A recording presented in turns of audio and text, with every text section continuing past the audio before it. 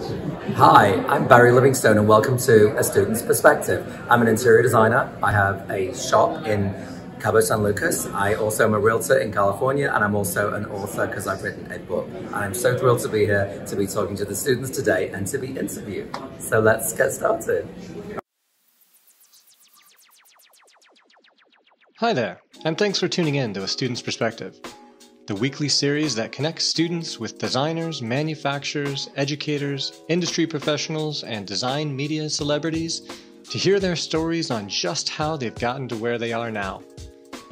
Through our conversations, we connect the past, present, and future of design to show just how much we can learn from each other to grow towards our fullest potential without prescribed limitations.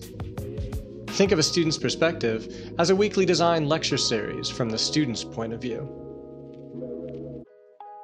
A Student's Perspective is a division of the nonprofit University Hall of Innovation, whose goals are to connect students with the design industry through design challenges and mentorship, and a collaboration with the Marywood University Interior Architecture Program in Scranton, Pennsylvania. All interviews can be found in their video format at www.astudentsperspective.tv. For more information or sponsorship inquiries, please contact universityhallofinnovation@gmail.com. So, hello, thanks for tuning in for another episode. My name is Katie. And I'm Maia, and today we're talking with Barrie Livingstone, and we're really excited to talk with him today. So Barrie, can you please give us a little background about where you started, what you're doing today, and just fill us in a little bit? Oh gosh, it would have to be the 50-cent tour of my life. So I obviously am from Manchester, England, and when I was 14, my whole family moved to the United States, to Fort Lauderdale, Florida.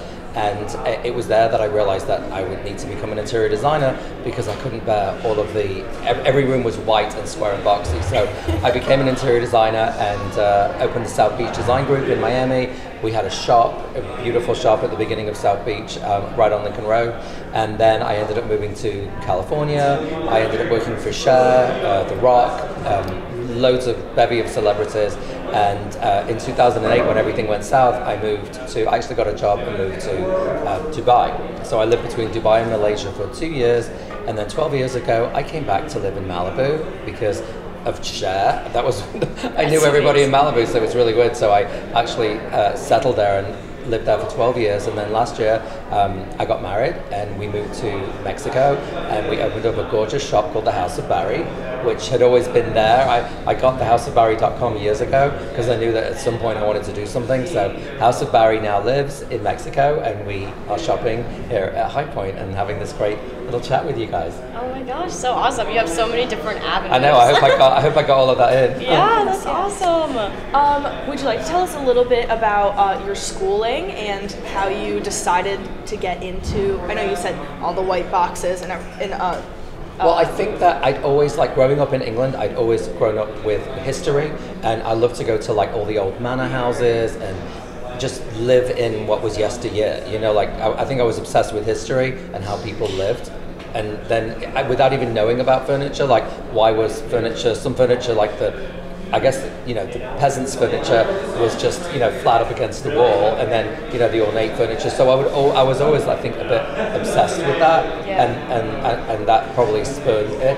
And then when I went to the Art Institute of Fort Lauderdale, and that was just, and the weirdest thing was for the first year of being outside of school, I was scared to say I wanted to be an interior designer because it really meant saying I'm gay, which in 1987 was not. It was very hostile. It wasn't as open as it was now. So I actually waited a year and I worked in retail for a year wanting to be an interior designer, and it wasn't until I had the courage enough to face the fact that by saying I'm an interior designer, I'm gay.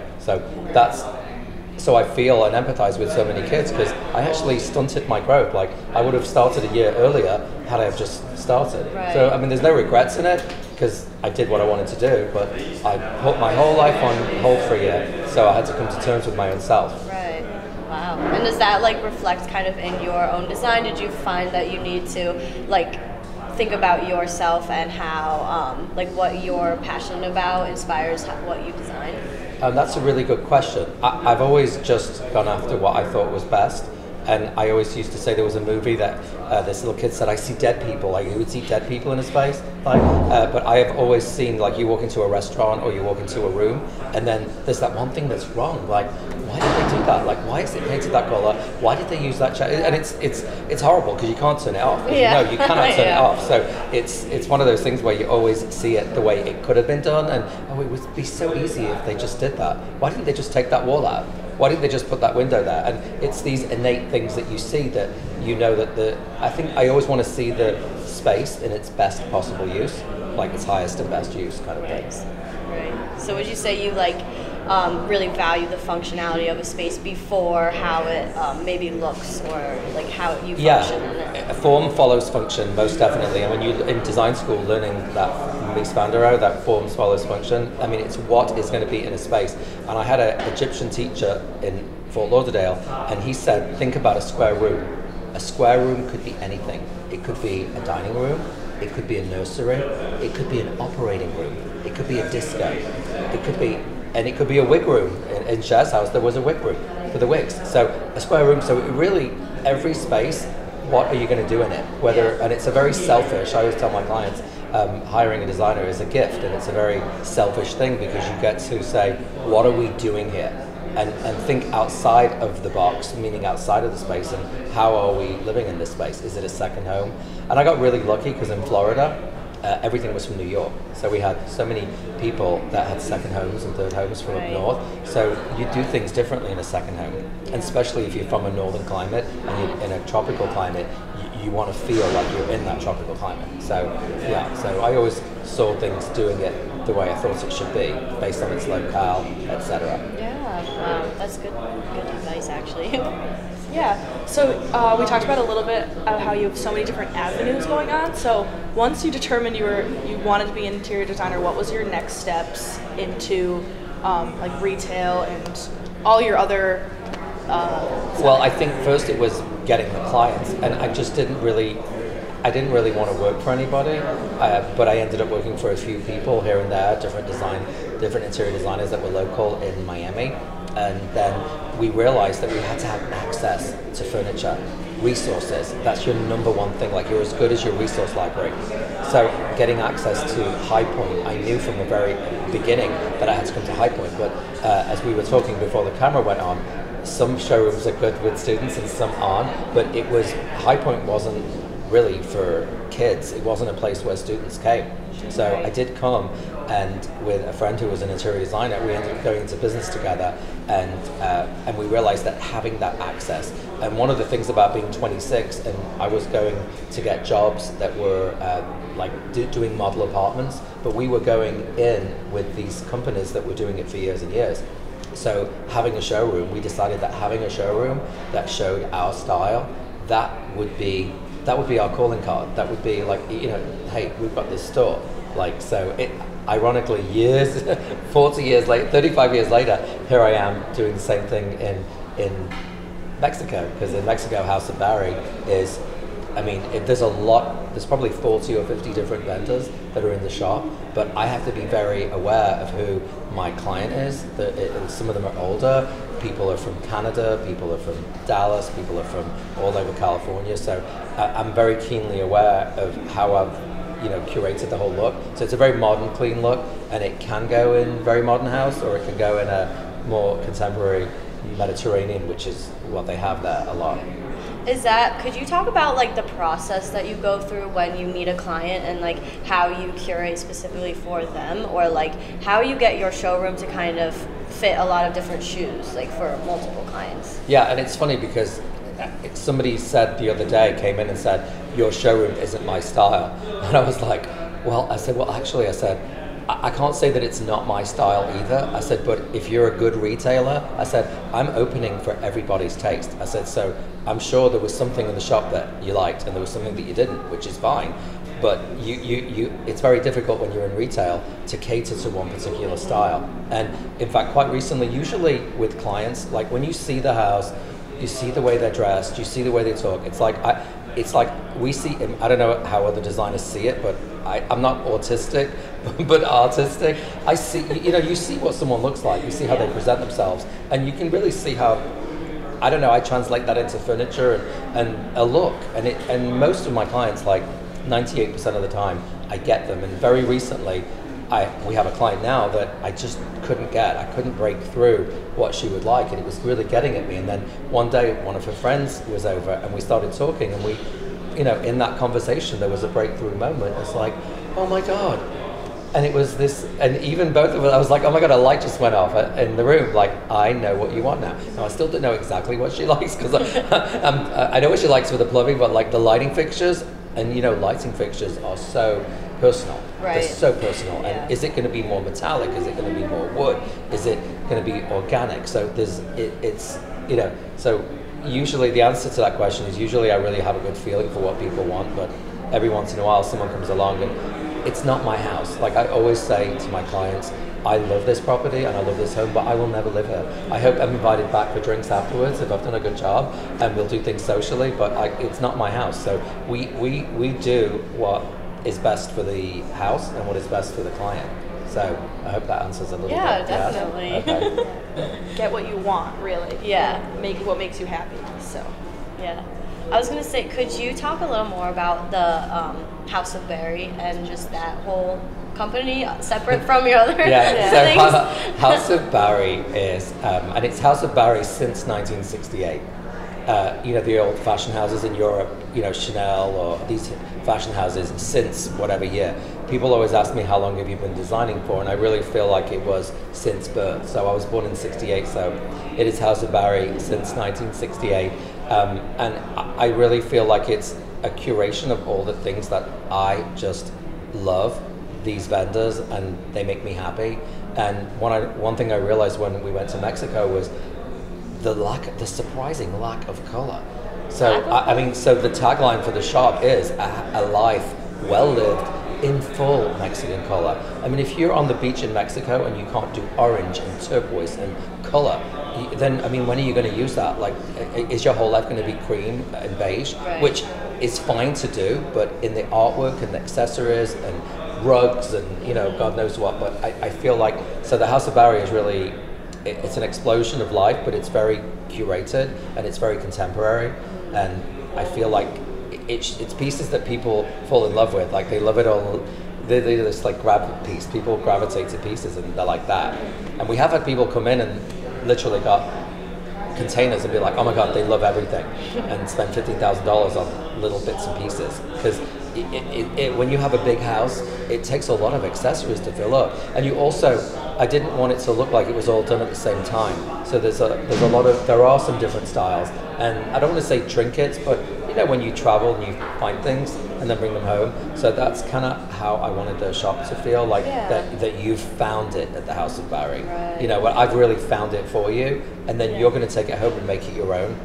Actually, it's kind of weird because I just had a conversation with Mark Phillips, who's the owner of this gorgeous showroom, Phillips Collection, and he actually said something very similar, that people find these and they bring these gorgeous pieces home and then they make it their own by putting it into their own spot, and it makes it their own. So I feel like that's how I want people to feel in the House of Barrie, that they found a piece and then they're gonna, it might just be in the toilet on a sink, or it could be next to the bed, but it's like, oh, that's a special piece. So that's how we wanted it to feel like it was special. That's a wonderful concept, to surround your life with that, and like you kind of help people put that into their own lives as well, just to like find things that you love and make you happy, and then you curate your own space just by things that make you excited about living, basically. Well, I several years ago when I first moved to Los Angeles, obviously everything is, for people who don't live in LA and who watch it in the movies, it is a very enlightening place to live, because everybody is really truly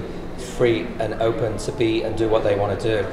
In certain societies, like even in England or in New York, if you're an interior designer and then you want to be a realtor, it's like, oh, he's doing real estate now. Like, it's a bad thing. Whereas in LA, you can be a lawyer that teaches yoga on the weekend and that paints, and it's very, very acceptable to embrace many facets of yourself as a human being, and that's the most wonderful thing to be able to do. Yeah. Your question was, because I got off. I'm any? Oh yeah. So yeah, no. I So think- what? No. So what I wanted to say was, you said the idea of grabbing things and surrounding yourself with things of beauty. So when I first moved to LA, I didn't know anything about the Chinese horoscope, and I realized 1968 I was a monkey and an earth monkey, and I've always followed myself as a Pisces, which I am incredibly artistic. But then I read the definition of people born in 1968, and it was so accurate. I think I had to read it like 5 times.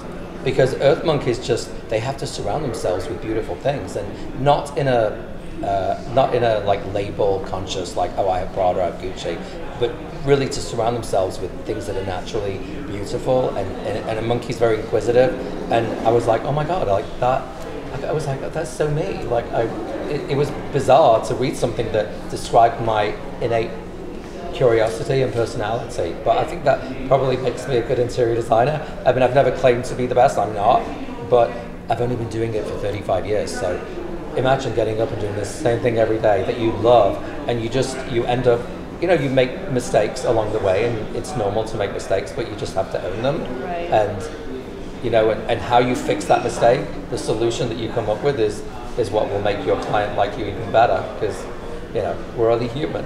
Yeah. Wow, that's so cool. Yeah.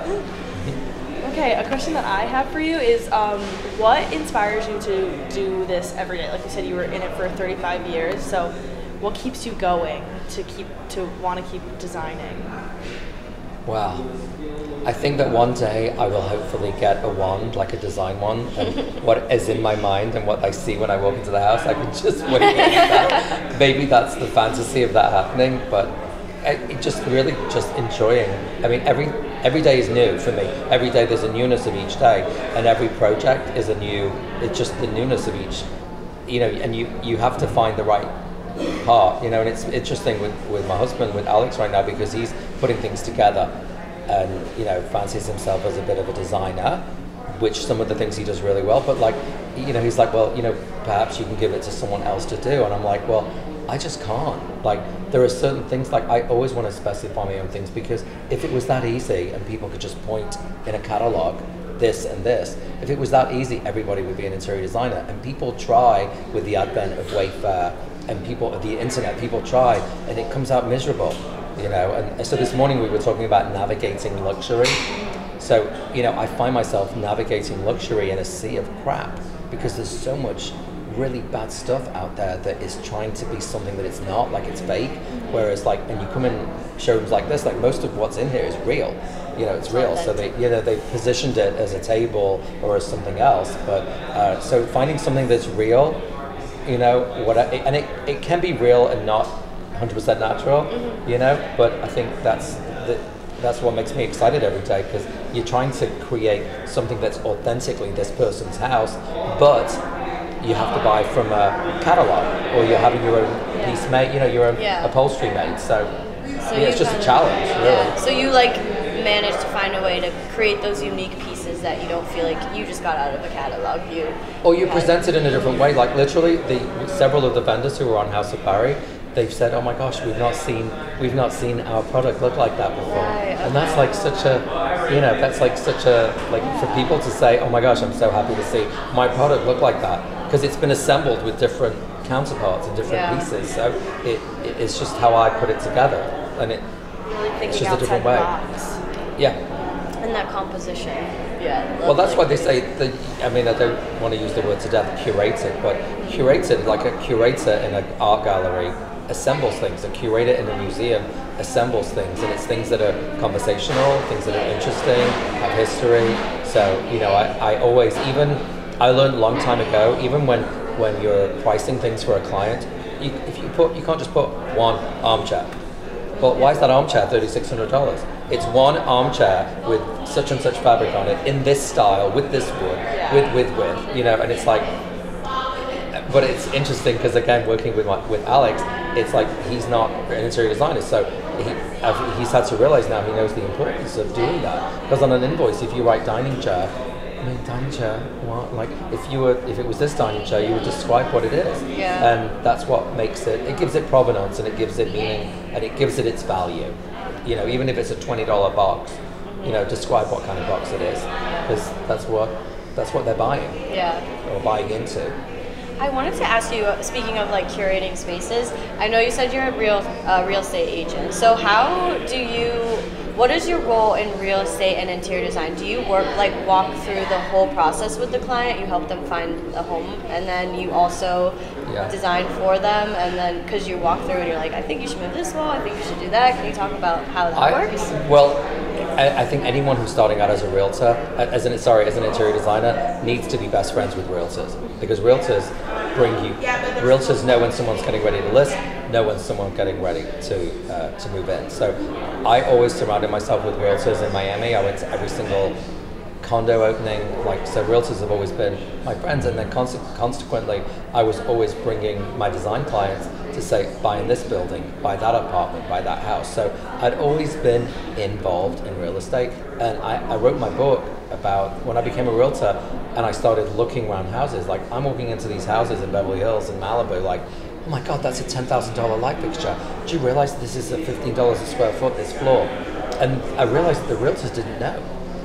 And it's not that the realtors should know, but more realtors in metropolitan areas now are more familiar with higher end finishes and things like that. But I shoot from the hip, because when I walk into a place, I know what things cost, and so to me, being a realtor was it was a natural extension of being an interior designer, because it's the same service. So I only have maybe 8 to 12 transactions a year, and it's from friends and from people who I know. I'm not, because I don't waste time with buyers, I don't waste time with people I don't know. It's friends who are looking for something, and they know that with real estate, it's an investment, and if you treat it as an investment, and you treat the house the way it should be treated, it will treat you back at the bank when you're ready to sell it.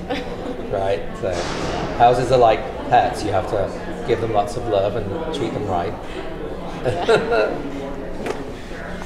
I'm gonna ask you, so as a student, basically when you graduated university and were kind of getting into the field, can you talk about how you navigated your way, and maybe advice you would give students here about what were your steps? Did you start in a firm and then broke off and did your own thing? Well, what I did was network, and that's the most important thing, the word network. So just live it, learn it, understand what networking is, because networking in any business is your sphere of influence and the people you have around you. So start by going to industry events. Make sure you become a member of either the IDS or ASID, and get actively involved, because it's the more you're around interior designers and people in the industry, the more you will be able to get jobs, and the more you will be able to assimilate. And you still have to learn how to walk the walk, talk the talk, and be a sponge and grab everything in. So networking is very important. I went to the opening of the letter. I would go to the opening of anything, and with my card, give it out. I used to give 1,000 business cards out every 3 months. Yeah, I would just give business cards out, and don't think it's old-fashioned because everyone's doing this. It says something, and when you give it, I also, because I lived in the Far East, when you give it like that, and you make sure you look at it, and when people give you a card, you look at it, even if you don't give a crap about them, it's respect, because that's somebody's career on a piece of paper. So there's respect there, but networking is super important. So even I used to always go to the Chamber of Commerce, whether it was in Miami Beach or Fort Lauderdale. Always go to the Chamber of Commerce meetings, because those are all people who had businesses, and there was always realtors there. There was always realtors there. So I think networking is the number one, the most. And you should be meeting 10 to 20 people a week, and then make sure they're on your email, and make sure you know who they are, because that's how you will. At some point, they will think about you. If you know what they will.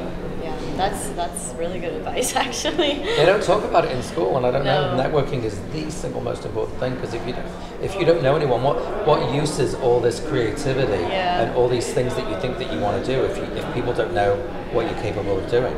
You know what I mean? So you also get your elevator speech. I don't know if you know what an elevator speech is.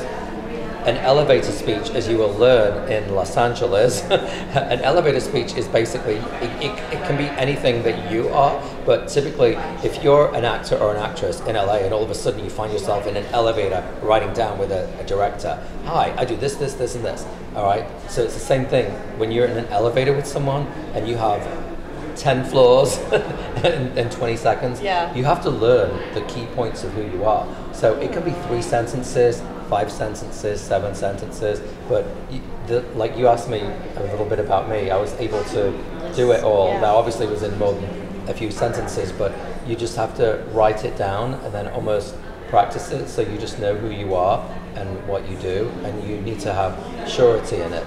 Right. And be real confident. And it's not cocky or arrogant. It's like, my name is Jen. I go to school at this, and this is what I'm doing. And don't be embarrassed to say you're in school, because I'm in school to do this because I live and breathe it.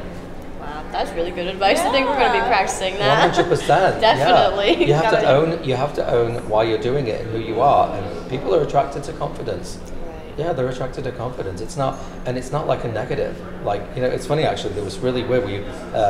One of the reps for this place, they rep something else, and they said, "Go and look at it." And I went to the website, and it says, "Due to COVID, it's." It was like a negative. Like, why are you showing me this negative? And it was great stuff. As soon as I pressed the button, I was like, "Oh my god, it's a really nice." Why are they starting off with a negative? Yeah. So you always have to stop.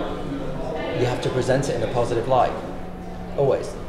Wow. No, there's nothing negative, because if you're negative about it for 1 second or have that doubt, people will. That's the first impression. So your first impressions are everything. So your little elevator speech is very important.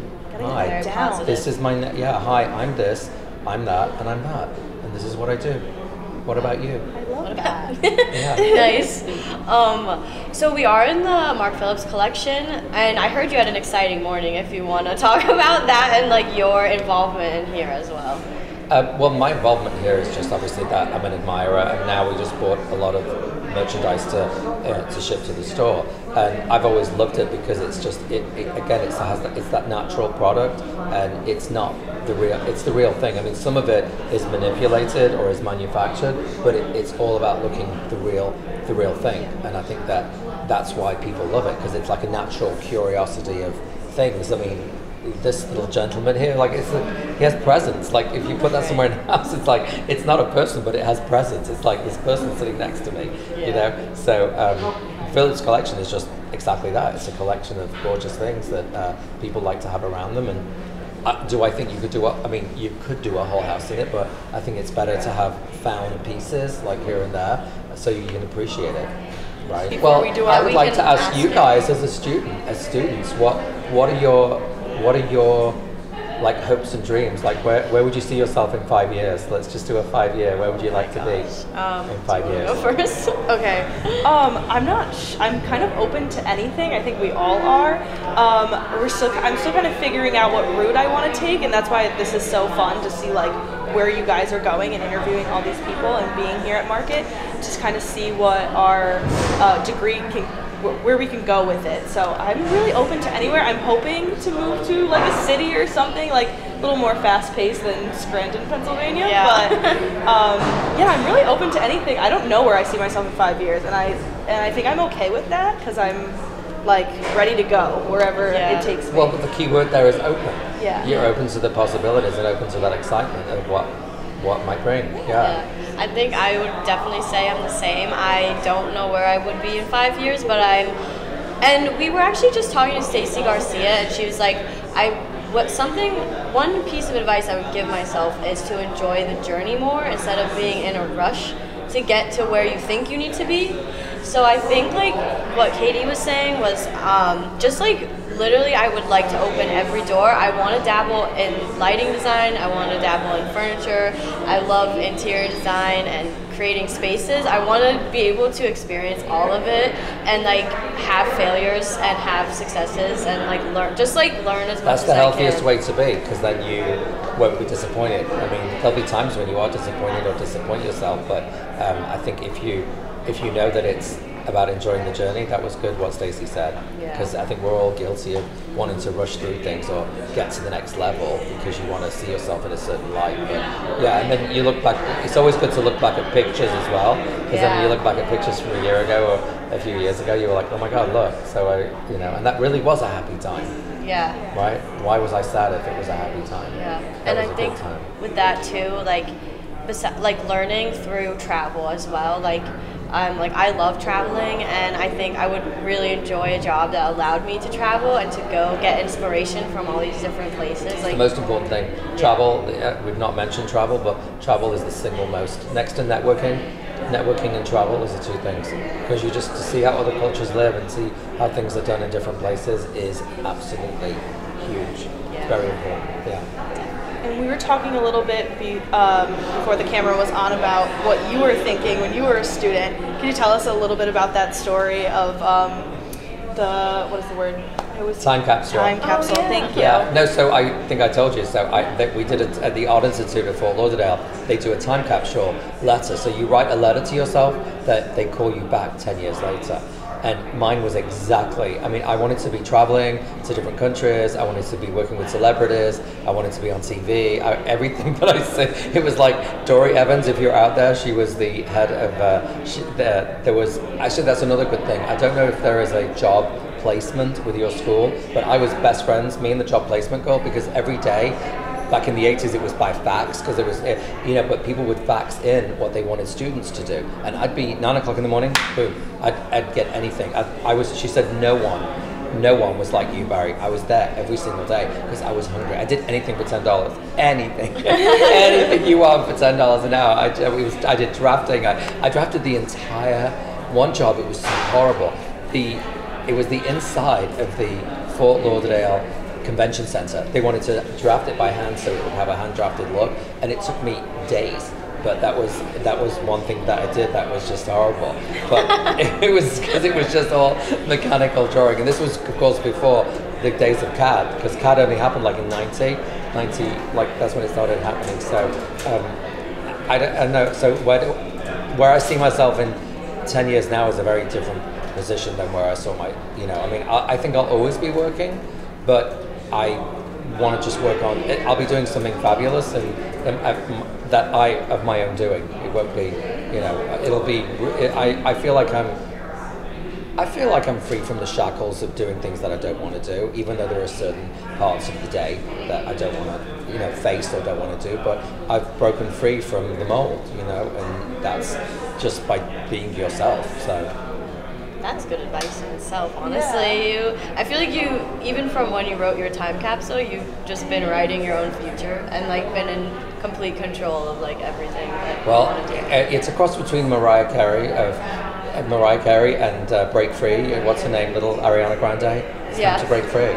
This is the time. There's no other better time than to break free and make it happen. That was a big thing every day when Mariah Carey was make it happen. Because if you every day is a new chance to make it happen. Whatever it needs to be, just make it happen, and it will happen. Because if you don't make it happen, no one is gonna come to you and say, "Oh gosh, this is what."